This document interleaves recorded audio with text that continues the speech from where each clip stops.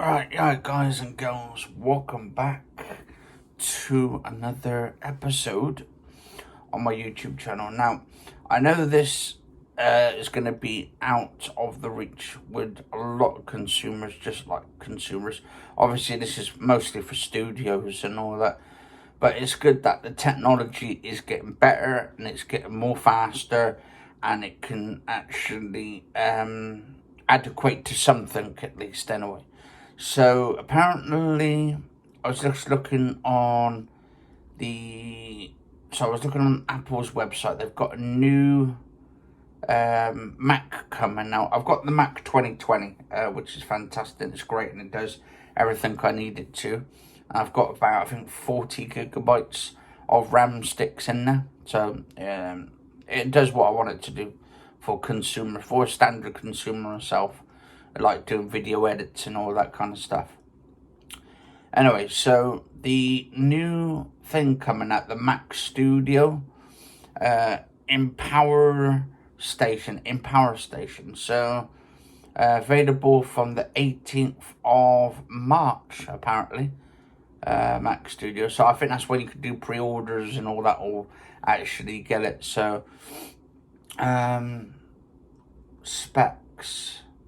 tech specs. Okay, so the price is between £1,999, so about 2,000, and I think the highest price is £3,999, so it's about 4,000.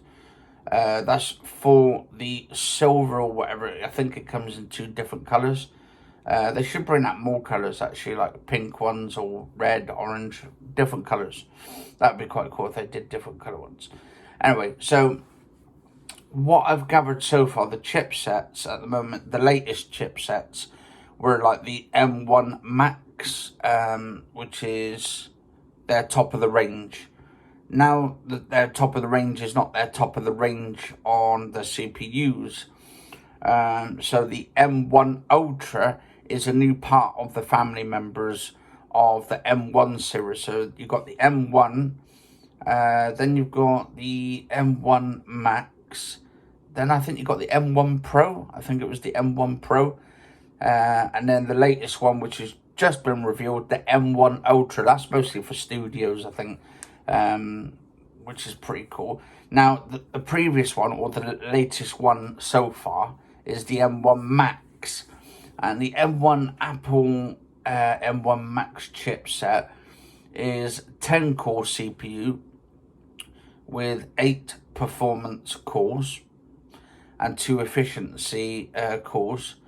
24-core GPU, so the cores on the GPU have up to 24 cores on it, and 16-core neural engine.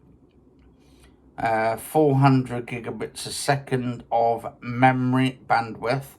This is on our last generation of the Apple series. Media engine hardware accelerated H.264.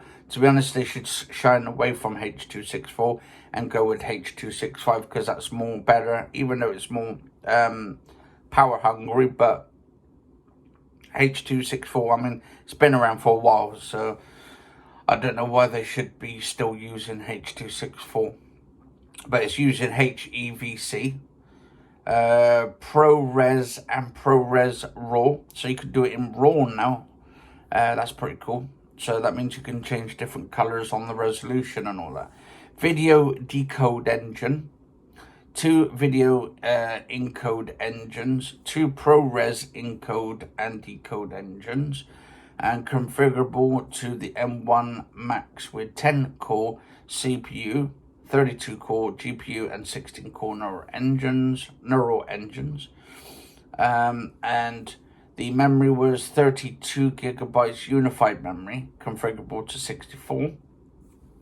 That was, and the last generation was on storage. You had 512 gigabytes to 512 gigabytes of SSD.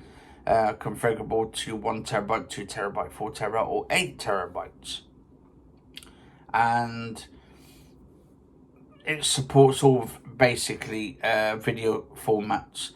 It's got basically support up to 4 Pro Display XDRS 6K resolutions at 60 Hz and over a billion colors over USB-C, and one 4K display 4K resolution at 60 Hz and over a billion colors over HDMI. Thunderbolt 4 digital video output supports native DisplayPort output over USB-C. Thunderbolt 2 DVI VGA output supported using adapters sold separately. HDMI display video output supports for one display with up to 4K resolution at 60 Hz. DVI output using HDMI to DVI adapter sold separately. Now, that was for the M1 Max, which is like their top of the range.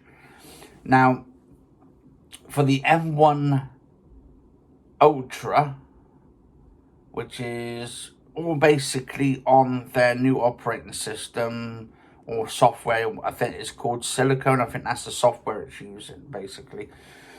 I think that's on across all platforms. So Apple M1 Ultra chipset. This includes 20 cores. So you're getting 10 more cores than the Apple M1 Max chipset, with 16 performance cores, so compared to the 8 performance cores, and 4 efficiency cores, which is 2 extra. So it's double. Basically, this is like the equivalent of 2 M1 Max chipsets put together. So that's pretty cool. Now, the 24 core GPU, the graphics processor unit, or GPU graphics card, on the M1 Max was 24 cores. Now, if you compare that to the Max M1 Ultra, it's 48 cores, so you're getting double that as well. So it's pretty much all doubled up. 16 core neural engines, that was with the Max, and now it's up to 32 core neural engines. 800 gigabytes, so 400 gigabytes of memory bandwidth, so you get an extra 400 on top. Now, this is going to be more for like movie studios or artists, singers, writers, and all that are doing professional stuff. So I wouldn't see it being that good for standard consumers. I mean, in a way, it might be, because if you're getting all these cores and stuff. Don't forget, this is not really for like gaming machines. Like if you're playing games, it's more like for building worlds. Or building games. Maybe you want to start a business or something and you want the highest end tech stuff. So the media engine has hardware accelerated H.264, which is the same as the M1 standard like Max. And then you've got ProRes RAW, 2 video decode engines, 4 video encode engines compared to the video decode engines with 2. This one's got 4, and then you've got 2 ProRes encode decode on the last one, but with the Ultra one, you've got 4 ProRes encodes and decode engines, so you get an extra 2. And then configurable to the M1 Ultra with 20 core CPU, and then you've got 64 cores GPU and 32 core neural engine. So it's pretty much doubled. Now for memory, you're basically getting standard is 64 gigabytes of unified memory. Configurable to 128 from compared to the 64 gigabytes that you normally get. So storage wise, rather than your 512, which you get with the normal M1 series, you're getting 1 terabyte, which is the standard for this computer. Plus you're getting 1 terabyte SSD, configurable to 2 terabytes, 4 terabytes, or 8. So there's no 1 terabytes and there's no 3 terabytes. So it's basically 2, 4, or 8 on those ones. Simultaneously supports up to 5 displays, as same. 4 Thunderbolts times 4, so you get those USB-Cs. Then you get 1 times 10 gigabit Ethernet. Then you get 2 times USB-As, so you get your standard USBs. 1 times HDMI, a 3.5mm headphone jack, so you can put it in there, which looks quite cool actually, now that you can add headphones in it. But the thing is, don't forget, this is not included with the screen. So you're not actually getting the screen this time. It's just like a little box that goes on the side. It's modular, so you can sort of have it separate. So it's not like where it's an all-in-one system, which is a shame that they've gone away from that sort of system in the first place. 4 Thunderbolt ports with support for up to Thunderbolt 4, up to 40 gigabits a second. Display port, USB 4 up to 40 gigabytes, USB 3.1 Gen 2 up to 10 gigabytes, 2 USB-A ports up to 5 gigabits a second, HDMI port 10 gigabytes in Ethernet port, 3.5mm headphone jack. On the front M1 Max, you've got basically 2 USB-C ports up to 10 gigabytes, SDXC card slots, or UHS-2. Well, on the M1 Ultra, you've got 2 Thunderbolt 4 ports up to 40 gigabytes a second, SDXC card and slot UHS-2. And then you've got your communications, which is your Wi-Fi, 802.11 AX Wi-Fi 6. So it's got Wi-Fi. It's using the latest Wi-Fi. Bluetooth 5.0 wireless technology. So it's got the latest Bluetooth in there. Ethernet 10 gigabytes.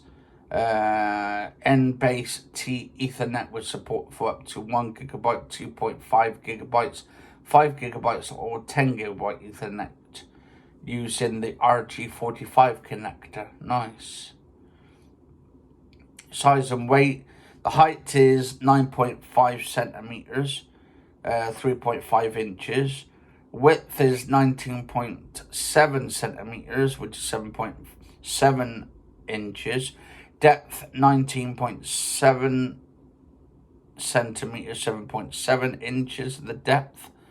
Weight of the M1 Max is 2.7 kilograms, 5.9 pounds, whilst the M1 Ultra is slightly more weight on it at 3.6 kilograms, 7.9 pounds.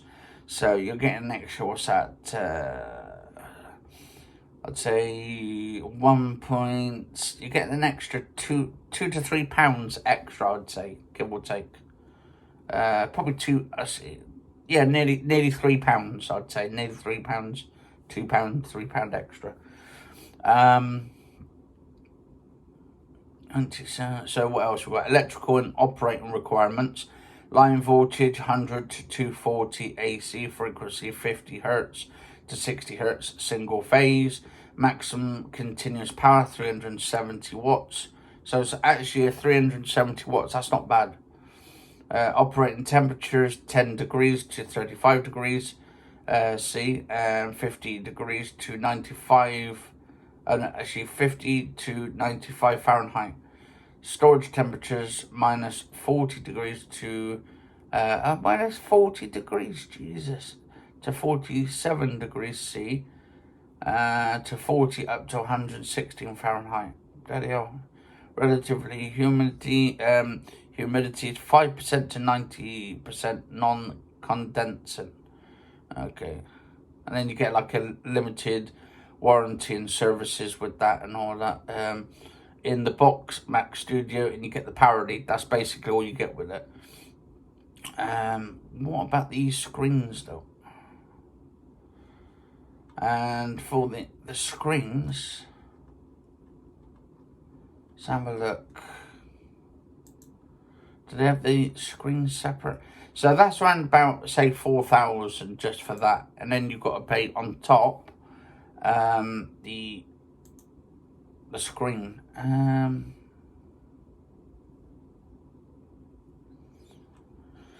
Let's have a look.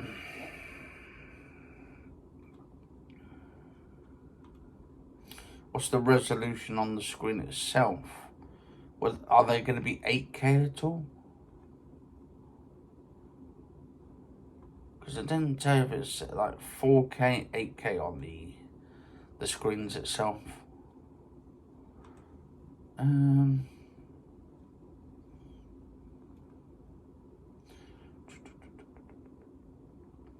Mac OS and Pro apps optimized for Apple Silicon. Was that Mac OS Monterey was designed to scale with Apple Silicon, so the system automatically benefits from the increased graphics, massive memory, and powerful machine learning of the M1 Max or M1 Ultra, with over 10,000 optimized apps and plugins and great new Mac OS. Nice. Alright, just trying to see how much the screens are separate. So mostly for businesses and Apple and education and all of that. And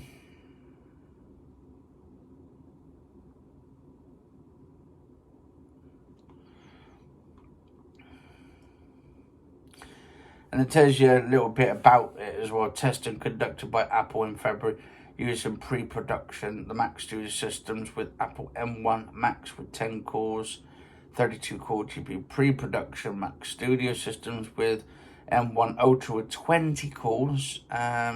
Performance measured using selected industry standard benchmarks. 10 core PC desktops. CPU performance data from testing Core i5 12600 with DDR5 memory. Performance data from testing Core i9s with the DDR5 memory. Performance tests are conducted using specific computer systems reflecting the approximate performance of the Mac Studios. So basically they're testing it based on GPUs, the RAM and all that stuff, which are in PCs and stuff, and then comparing them to it. Intel Xeons, base Mac Pro systems, 192 gigabytes of RAM, AMD Radeon Pro W5700. So it's actually much faster than the W5700 graphics cards, which are like Radeon cards. So there's a lot of actually doing a lot of testing they've actually got on here already. But yeah, will you guys and girls be picking one up if you're in a studio yourself? Let us know in the comments below, guys and girls. Love to hear from you. Stay safe and all that. I think the monitor itself is around about 2,000 to 3,000 for the monitor itself on the screen, and then it's about 4,000 just for the actual Mac machine. So you're looking at around about 6,000 to 7,000 for it. But anyway, stay safe all, and I'll see you on the next episode.